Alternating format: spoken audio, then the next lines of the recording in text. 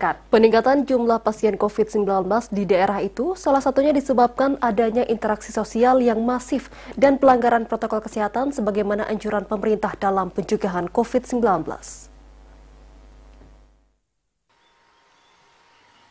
Terjadinya peningkatan kasus COVID-19 di Aceh Jaya, saat ini pemerintah menetapkan Aceh Jaya sebagai zona oranye penyebaran kasus COVID-19.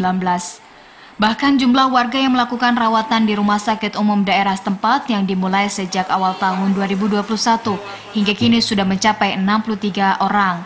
Di antaranya ada yang meninggal akibat terkonfirmasi positif COVID-19.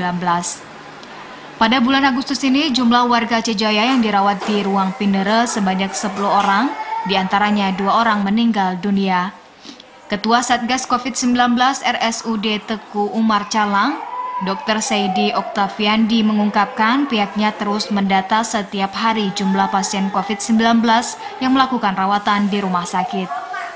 Dan untuk persiapan terjadinya penambahan COVID-19, pihak rumah sakit saat ini telah menyiapkan 10 bed di ruang Pinere.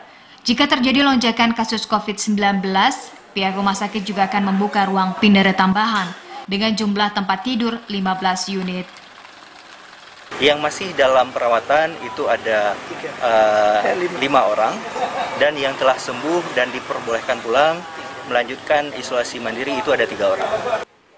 Menurutnya, untuk orang yang terkonfirmasi COVID-19 tidak lagi terbatas dengan usia, baik usia lanjut maupun usia muda. Untuk itu, pihak Satgas COVID-19 RSUD Teku Umar menghimbau kepada seluruh masyarakat yang belum melakukan vaksinasi agar segera vaksin untuk terbentuknya kekebalan tubuh.